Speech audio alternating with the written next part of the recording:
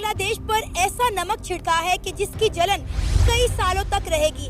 बांग्लादेश अपनी औकात और अपनी हैसियत भूलकर इंडिया को आंखें दिखा रहा था और पूरी दुनिया को ये जाहिर कर रहा था कि भाई हम इंडिया से नहीं डरते, लेकिन पर्दे के पीछे इंडिया से ही भीख मांग रहा है। जी हाँ, आप बिल्कुल ठीक सुन रहे हैं। बांग्लादेश ने भारत से 50,000 टन चावल मांग लिया है, लेकिन भारत ने बांग्लादेश को ऐसा करारा जवाब दिया है कि बांग्लादेश की 7 नस्लें याद रखेंगी। भारत और बांग्लादेश के तनाव के बीच में भारत ने बांग्लादेश को सबक सिखाने के लिए कई फैसले लिए हैं, जिससे पाकिस्तान के सोशल मीडिया पर चर्चा हो रही है। देखते हैं क्या रिएक्शंस हैं। देखिए, इंडिया ने 1971 से लेके अब तक बांग्लादेश को बहुत ज़्यादा आउट ऑफ द वे जाके सपोर्ट किया। मतलब वहाँ पे उनकी इलेक्ट्रिसिटी का एक मतलब एनर्जी का एक बड़ा हिस्सा जो है वो इंडिया से आ रहा है। ठीक है, इन्वेस्टमेंट्स जितनी हैं उनका 80-90% इंडियन लोगों की है। इंडस्ट्री में 50% इंडियन लोग हैं। ठीक है, तो जो इस तरह से होता है बेवकूफ़ी करनी कि किसी भी देखें, आपने अपनी रिजीम चेंज करनी थी, आपने अपना सेटअप चेंज करना था, अपनी हुक्मरान बॉडी को रिस्ट्रक्चर करना था, आप करते। लेकिन किसी भी कंट्री के लिए किसी भी आप एक इनकलाब में जा रहे हैं या नहीं जा रहे, सो कॉल्ड इनकलाब जिसको आप कह रहे हैं, लेकिन किसी भी कंट्री के उसकी फ्लैग की बेहुरमती करना या लोगों को गालम गलोच करना या उनसे इस तरह से नफरत का इजहार करना, और वो भी उन लोगों से जो आपके मोहसिन हों। ठीक है, देखिए, आपको किसी ने ज़बरदस्ती नहीं कहा था कि उनकी गोद में जाके बैठो। ठीक है, या आपको किसी ने ज़बरदस्ती नहीं कहा था कि आप उनकी जो है वो एजुकेशन सिस्टम से मुस्तफ़ीद हो जाओ या उन चीज़ों से हो जाओ। आप पहले ये चीज़ें चेंज करते हैं ना, स्टेप वाइज कहते हैं कि भाई ये चीज़ें हमें नहीं समझ में आ रही, तो अब जो किया उसका खमियाजा तो भुगतना पड़ेगा। ठीक है, या तो आप इस काबिल होते या अपने पिछले 15-20 सालों में खुद को इतना स्टैंड करते, इस काबिल बन जाते कि आपको किसी के सहारे की ज़रूरत ना पड़ती।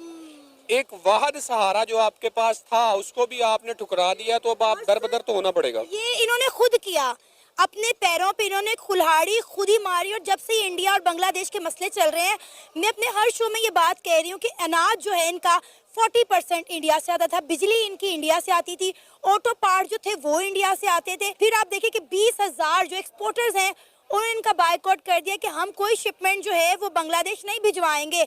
तो आप देखें कि इन्हें खाने के लाले पड़े और फिर भी इंडिया को आंखें दिखा रहे हैं। कभी उनके बॉर्डर पर ड्रोन लगा रहे हैं, कभी उन ड्रोन्स को उड़ा रहे हैं, कभी इंडिया को कह रहे हैं कि जी हम कोलकाता पे कब्जा कर लेंगे, हम बिहार पे कब्जा कर लेंगे। और अब जब भूख के लाले पड़े हैं तो उसी इंडिया को कह रहे हैं कि 50,000 टन जो है आप हमें चावल भिजवा दें।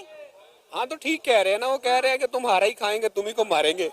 तो इंडिया को इतना बेवकूफ समझ रहे हैं कि ये हमारा खा के हमें मारेंगे, तो इनको चावल दे दो। मतलब इंडिया को क्या समझा हुआ उन्होंने। ठीक है, तो देखो, बात ये है कि ये लड़ाई झगड़ा किसी भी सिचुएशन में, किसी भी सूरत हाल में लड़ाई झगड़ा कोई हाल नहीं होता।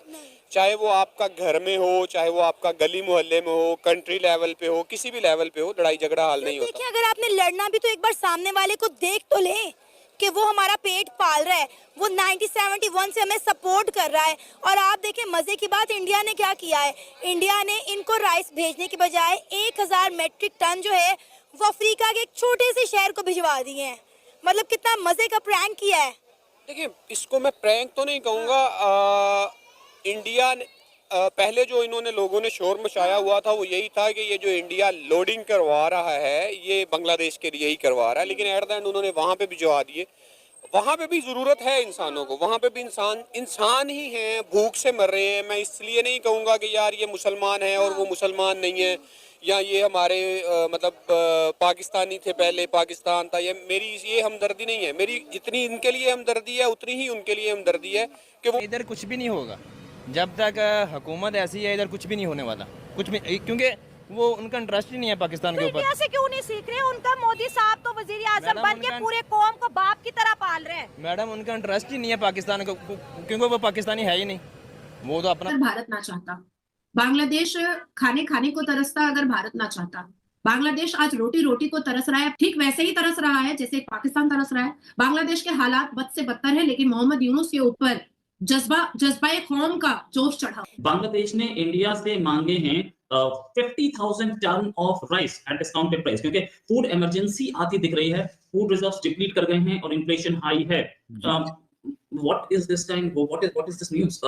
इंडिया से पहले तो मतलब गाली भी देनी है, इंडिया के खिलाफ न्यूक्लियर वेपन भी मांगना है, इंडिया के खिलाफ पाकिस्तान के साथ कोऑर्डिनेशन भी करना है, और चावल इंडिया से मांगना है। इंडिया का इतना स्ट्रांग असर रसूख है, इंडिया का इतना लंबा चौड़ा, इतना बड़ा कद काठ है कि इंडिया इन चीज़ों को, वो जैसे कहते हैं ना, ओवरनाइट हिला जुला के रख सकता है। ये देखना चाहिए कि जब भी कोई बात आती है या रिवॉल्यूशन आता है, वो विदाउट द ब्लड नहीं आ सकता। अगर हम बांग्लादेश के हवाले से देखा जाए तो तकरीबन बांग्लादेश में जो हुआ उसके बारे में पड़ोसी मुल्क जो कि दुनिया के 5th लार्जेस्ट इकॉनमी, इंडिया का जिक्र करना बहुत इंपॉर्टेंट है। इंडिया और बांग्लादेश का बड़ा लंबा बॉर्डर आपस में लिंक करता है।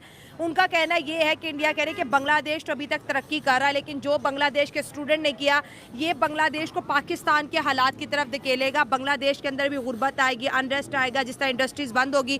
पाकिस्तान भी यही करने की कोशिश करे, लेकिन इंडिया एक अलग सोचता है। इंडिया अपनी इकोनॉमी के ऊपर फोकस करे, इंडिया अपने डिफेंस के ऊपर फोकस करे, इंडिया अपने यूथ को जो है एंटरप्रेन्योरशिप की तरफ लेके आ रहा है। तो सर, इंडिया और पाकिस्तान की सोच में इतना फ़र्क क्यों है? ये पाकिस्तान और इंडिया का मतलब कंपैरिजन करना ही एक वैसी बेवकूफ़ी होती है। मैं अगर कहूँ इंडिया में आप देखें तो वहाँ पे एक भी मिलिट्री कव जो है वो नहीं आई, मतलब मिलिट्री डिक्टेटरशिप नहीं है। पाकिस्तान में डायरेक्टली मोर देन 34 ईयर्स जो है वो मिलिट्री डिक्टेटर ने टाइम गुजारा है।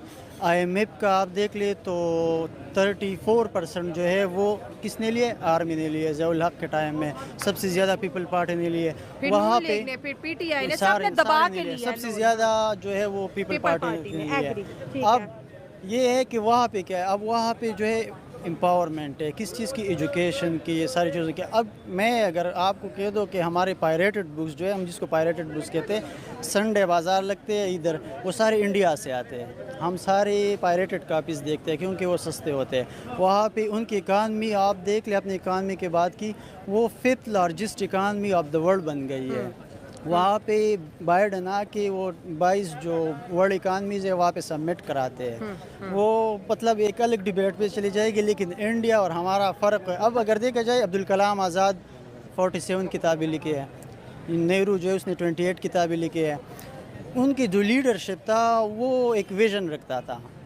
हमारा जो लीडरशिप है, आज भी देखो कल भी देखो, पर्सनल इंटरेस्ट के पीछे वो नेशनल इंटरेस्ट को भूल जाते हैं। सबसे पहले हमें कलेक्टिवली सोचना चाहिए कौम के बारे में। यहाँ पे लेक करते हैं मोर देन 7 लाख पिछले साल क्रीम स्टूडेंट्स पाकिस्तान से बाहर गए। कौन सी स्टूडेंट? क्रीम स्टूडेंट्स, स्कॉलरशिप्स पे या वैसे भी।